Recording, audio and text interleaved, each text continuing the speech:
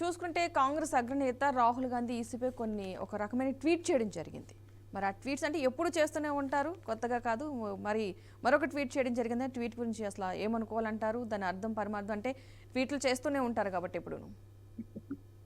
అంటే రాహుల్ గాంధీది ఇక చిన్నపిల్లల మనస్తత్వం పోతలేదు. నిజంగా చెప్పాలంటే నేను గత 15 ఏళ్ళుగా ఆయన రాజకీయాలు చూస్తుంటే మొదట్లో మనం చూసాం కదా, ఇక్కడ లోకేష్ అక్కడ ఆయన పప్పు అనేవాడు కాదు. కానీ ఇంత సమర్థించాను, ఒక వ్యక్తిని కించపరచడం సరైనది కాదు. అది బాడీ షేమింగ్ కానీ ఇంకేదైనా భాష షేమింగ్ కానీ సరైనది కాదు. కానీ అన్నారు కనుక మనం చెప్పుకోవాల్సి వస్తుంది. కనుక అట్లాంటి ఆయన మొన్నటి కన్యాకుమారి కాశ్మీర్ దాకా పోయిన తర్వాత చాలా పరిణతి వచ్చింది. నేను చెప్పిన మాట కదా, ఆయన చెప్పిండు. నేను కొంచెం సిగ్గర్ని, నేను ఎక్కువ ఎక్కడైనా మొహమాట పడతాను, ఎవరైనా కర్ణచాలనం చేయాలంటే కూడా నేను కొంచెం ఇబ్బంది పడేవాడిని. కానీ కౌగలించుకున్నాను. చాలా మంది ఇక్కడి నుంచి అక్కడ దాకా తిరుగుతుంటే ప్రజలు వాళ్ళ బాధలు చెప్పారు. దానివల్ల నేను ఆ సిగ్గు పోయింది. ఒక రకంగా చెప్పాలంటే కొంతవరకు నేను ప్రజల్లో కలవడానికి నాకు మంచి అవకాశం వచ్చింది అన్నాడు. అది పరిణతి. అంటే కన్యాకుమారిలో మాట్లాడినప్పుడు చాలా చిన్నపిల్ల వాళ్ళు మాట్లాడినవాడు కాశ్మీర్కి వెళ్ళిన కదా చాలా దేశం ప్రపంచం వాటి గురించి బ్రహ్మాండంగా నేను దాన్ని అభినందిస్తున్నాను.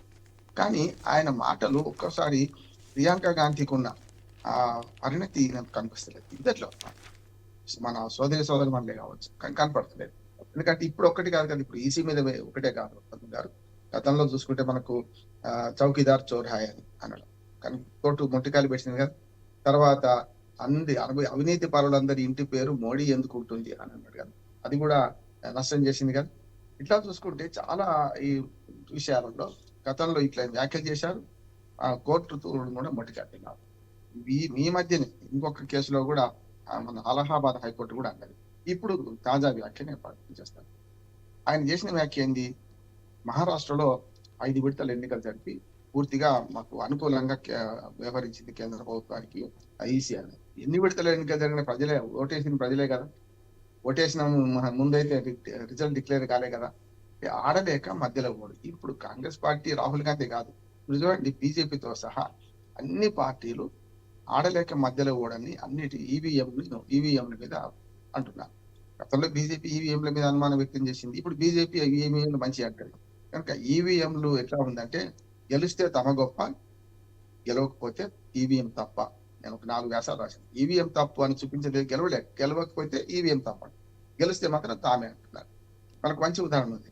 151 సీట్లతో గెలిచిన ఆంధ్రప్రదేశ్ లో జగన్మోహన్ రెడ్డి ఈవీఎంలు ప్రమాణంగా పనిచేసినట్లు లెక్క ఆయనకు. ఇప్పుడు 11 సీట్లకు వస్తే పనిచేయాలంటే లెక్క కదా. అదే తెలుగుదేశం కూడా గతంలో ఈవీఎంల మీద కేసు వేసింది తెలుగుదేశం. మీరు చూడండి, ఈ పార్టీల ద్వంద్వ వైఖరి, ఈ గెలిచినప్పుడు ఒకసారి గెలవనప్పుడు ఒకసారి మాట్లాడతాం.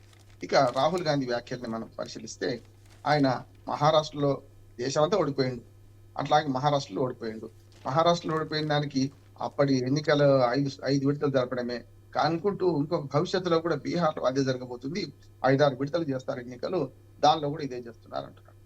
అందుకని ఈసీ చాలా చాలా సీరియస్ గా తీసుకుంది. ఎవరికైనా చెప్పాలంటే నోటీస్ ఇష్యూ చేస్తా అన్నది, మరి కోర్టుకు పోతారా, నోటీస్ ఇష్యూ చేస్తారా? ఎలక్షన్ కమిషన్ స్వతంత్ర ప్రతిపత్తి కాదు, కొంతవరకు దాని మీద కొంత మసక బారుతుంది, కాదంటలేదు నేను. అయినా సరే మనం ఎన్నికల వ్యవస్థను గౌరవించాలి. ప్రపంచంలో నేను ఒక మాట చెప్పి ముగిస్తాను.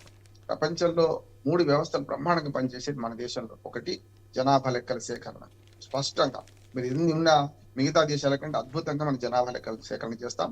అర్ధరాత్రి ఫుట్పాత్ల మీద పడుకునే వాటిని కూడా లెక్కలు తీస్తాం. నెంబర్ 1. రెండోది ఇమ్యునైజేషన్, టీకాల కార్యక్రమం. అది ఎక్కడైనా బస్ స్టాండ్లో ఎక్కడున్నా సరే టీకాల కార్యక్రమంలో అద్భుతంగా మనం పనిచేస్తాం. మూడోది ఎన్నికలు అంటాం. అమెరికా అధ్యక్షుడిగా ఎవడు ఎన్నికైంది అనేది 2020లో ఒక మంచి ఉదాహరణ పద్మ గారు, మీకు కూడా గుర్తుంటుంది. అంటే అల్గోరే నేను ఓడిపోయాను ఆయనే గెలిచాడు అని చెప్పి సీనియర్ బుష్ గెలిచిండు అని ఆయన ప్రకటించేదాకా రిజల్ట్ రాలేదు. అంత అధ్వానమైన ఎన్నికల వ్యవస్థలు చాలా దేశం, అమెరికా అగ్రరాజ్యం అక్కడ కూడా ఉన్నది. కానీ మనది అట్లా కాదు. రక్తపు చుక్క చిందకుండా అధికార మార్పిడి జరుగుతుంది. ఎవరు గెలిచారో వాళ్ళ అధికారంలోకి వస్తారు. ఎంత దుర్మార్గుడైనా సరే, ఎంత మంచివాడైనా సరే, దుర్మార్గుడు కూడా అధికారం పోగానే వెంటనే అరాచకం సృష్టించాడు. ఆ వ్యవస్థ లేదు మన దగ్గర. అంటే మన శాంతియుతంగా అధికార మార్పిడి జరిగే అవకాశం మన దగ్గర ఉంటుంది. ఇవన్నీ చూస్తే మనకు అర్థమవుతుంది ఏంటంటే ఖచ్చితంగా ఈ 3 వ్యవస్థలు మన దగ్గర పనిచేస్తున్నంత కాలం ఎన్నికల వ్యవస్థలో పెద్ద లోపం ఏంటంటే మద్యము, డబ్బు పంపిణీ, ఇది అరికట్టలేకపోతారు. ఇది నా ఆరోపణ.